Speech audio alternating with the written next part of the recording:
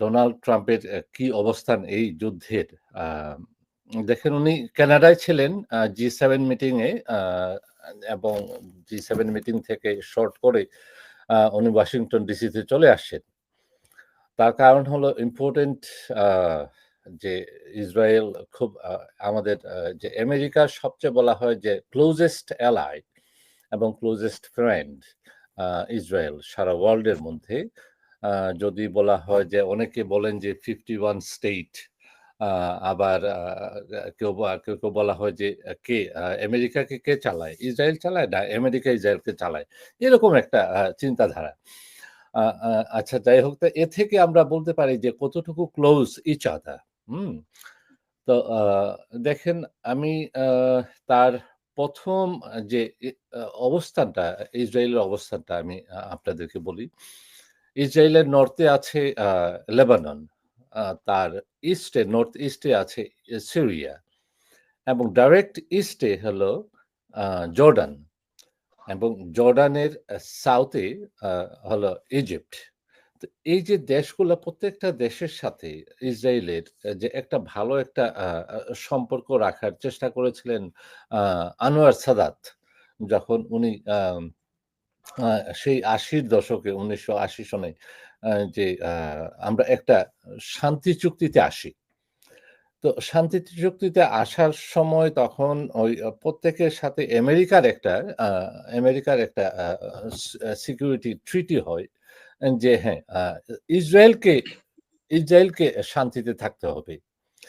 ইসরায়েলের সেই শান্তি চুক্তির মাধ্যমে আমেরিকা যে পরিমাণ টাকা দেয়া হয় আ সিরিয়াকে আ ইয়েকে আ আ ইজিপ্টকে, জর্ডানকে এবং লেবাননকে প্রতি বছর, প্রতি বছর দেওয়া হয় যে তার সাথে শান্তিতে থাকার জন্য। কিন্তু দেখা যায় কি যে একটা দেশ আ সেই শাহর পতনের পর থেকে যখন আ 78 এর শাহ পতন হয়। শাহের পতনের পর থেকে আ ইরানের সাথে যে আয়াতুল্লাহ রুহুল্লাহ খুমেনি যখন আসেন, এরপর থেকেই শুরু হয় যে আ একটা বৈরী সম্পর্ক আমেরিকা এবং ইসরায়েলের। তো ইসরায়েল কখনো চায় না যে তার আশেপাশে কোনো শক্তি মিলিটারি মাইট তার থেকে বড় হোক। প্রথমত দেখেন আপনার যখন সিরিয়া চেষ্টা করেছিল যে নিউক্লিয়ার পাওয়ার হওয়ার জন্য সিরিয়াকে বোম মেরে উড়িয়ে দেওয়া হলো। তারপরে চেষ্টা হলো আপনার লিবিয়া চেষ্টা করেছে, তাকে বোম মেরে উড়িয়ে দেওয়া হলো। ইরাক চেষ্টা করা হয়েছিল যে ইরাক আ যখন সাদ্দাম হোসেন আ উনি চেষ্টা করেছেন তাকেও বোম মেরে উড়িয়ে দেওয়া হলো 1982 তে। আ এবং আ তার আশেপাশে কোনো শক্তি আ যেন তার থেকে তাকে আম মাতব্বরি আমরা বলি না যে মাতব্বরি করা। এটা তার আশপাশে কাউকে করতে দিবে না। এবং আমেরিকাও তার পেছনে আছে। তার একমাত্র কারণ হলো যে যদি কখনো কোনোদিন আ কোনো আরব ওয়ার্ল্ড এক হয়ে যায়, তাইলে এই কার্টেল যেটা আমরা বলি যে এম তেলের মার্কেটটা, এই তেলের মার্কেটটাকে সারা ওয়ার্লডে একটা মনোপলি বিজনেসে নিয়ে যাবে। তো এই মনোপলি বিজনেসে যেন কখনো নিয়ে যেতে না পারে, এর জন্যই ইসরায়েলের অবস্থান ওখানে। যে একের সাথে অন্যের যুদ্ধ লাগিয়ে থাকবেই। আপনি আ যক যে যেদিন থেকে এই তেলের আ আ ব্যবহারটা বেড়ে গেল, তখনই ইসরায়েলের জন্ম হলো। এর আগে কিন্তু ইসরায়েল এখানে ছিল না। ইসরায়েলের জন্ম হলো যখন তেল পাওয়া গেল যে এই মিডল ইস্টে এবং তেল আগামী জ্বালানি শক্তিতে একটা বড় একটা অবস্থান রাখবে। এই অবস্থাটাকেই কন্ট্রোল করার জন্য যে না আমরা এই আরব লীগটাকে ওপেকটাকে এক হতে দিব না। যেটা ঘটেছিল 1974 এ যে ওপেক সবাই এক হয়ে তেলের দাম বাড়িয়েছিল এবং যার ফলে সারা বিশ্ব একটা ইমব্যালেন্স অবস্থায় চলে আসছিল। তো এর জন্য আজকে যদি এই আ আ আ এরাব ওয়ার্লড এর আ আ আপনার সবাই এক থাকতো যেমন আমরা একটা জোকস হিসাবে বলি যে আরব League they all agreed not to agree each other মানে তারা সবাই একমত হয়েছে যে কেউ কারো কথা শুনবে না। আজকে এই তেলের আবিষ্কারের পর থেকে আমরা এই একই অবস্থা দেখে আসছি।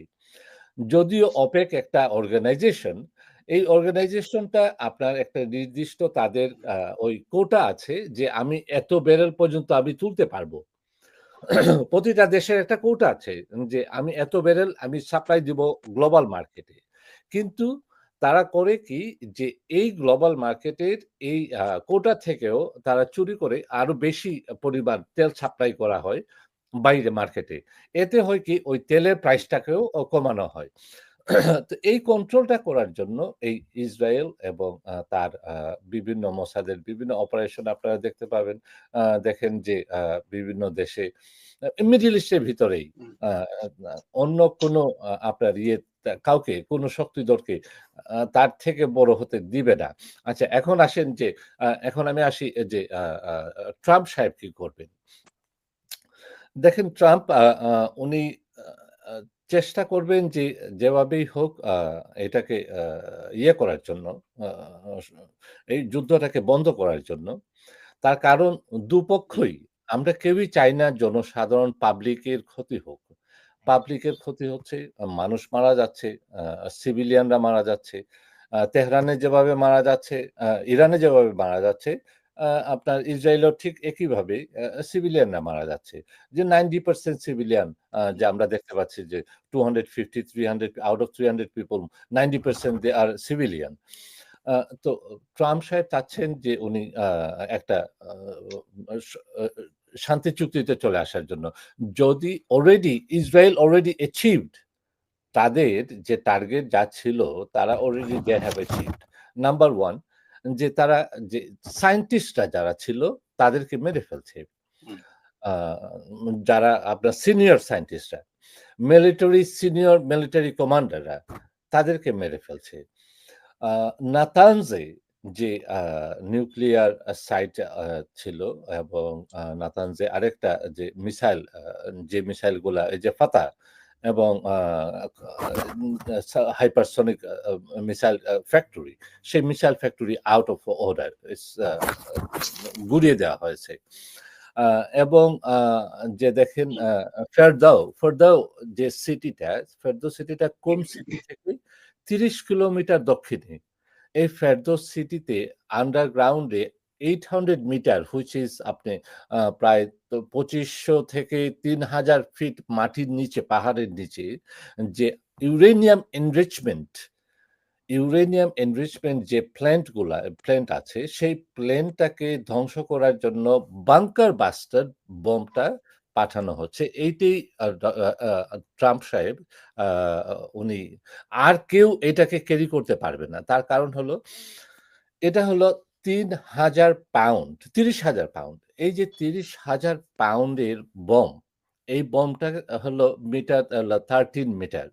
এই 13 মিটার বোমের আ তার ক্যাপাসিটি হলো 200 ফিট পেনিট্রেট করে মাটির নিচে ঢুকে ১ম এবং ঢোকার পরে তারপরে এই 200 ফিট নিচে যেয়ে তারপরে বার্স্ট হয়। তো এই বমটা ক্যারি করার জন্য B-2 B-2 আপনার বোমার যে আমরা যে এয়ারক্রাফট ফাইটার প্লেন এটা ব্যবহার হয় অথবা B-52 B-52 এত বড় প্রয়োজন পড়ে না। B-2 বোমার ইজ গুড এনাফ। তো এই B-2 বোমার আপনার ব্যবহার করতে হবে। এছাড়া এটাকে ক্যারি করে তো নিয়ে যেতে হবে। এটা তো আর লাঞ্চ করার মতো না। লাঞ্চ করে না এটা। এটাকে বলা হয় GBU-57 GBU-57 বাঙ্কার বাস্টার বাম। তো এই বাঙ্কার বাস্টার বাম দ্বারাই এটাকে পেনিট্রেট করে মাটির নিচে ঢুকে ২০০ ফিট মাটির নিচে ঢুকে তারপরে বার্স্ট হওয়ার পর তারপরেই আপনি এই এটাকে আ ক্ষতি করতে পারবেন। এর আগে কোনোভাবেই এই আ ফেরদৌ সিটিতে আ যে মাটির নিচে যে ইউরেনিয়াম এনরিচমেন্ট বলা হচ্ছে কি যে তারা ইরান 60% এনরিচড ইউরেনিয়ামে পৌঁছে গেছে এবং এটা নিউক্লিয়ার বম্ব তৈরি করতে সাধারণত 80 to 90% এনরিচমেন্ট এর প্রয়োজন হয়। তো আর বাকি এই যে 20-30% মোর এনরিচমেন্ট এ পৌঁছার আগেই তারা চাচ্ছে যে এই নিউক্লিয়ার যে ফ্যাসিলিটিটাকে উড়িয়ে দিতে। আমার মনে হয় যে দ্বিতীয় পর্যায়ে আসবে, একটু সংক্ষিপ্ত করতে হবে। আমার মনে হয় যে একটা মিনিট আমি শেষ করে দিচ্ছি মনি ভাই। আমার মনে হয় যে ট্রাম্প সাহেব এখন দুজনকেই ডাকবেন এবং ডাকবেন এভাবে চতুর্দিকে ক্যারিয়ার গুলাকে সামনে এনে যে if you don't listen me I am ready to attack you.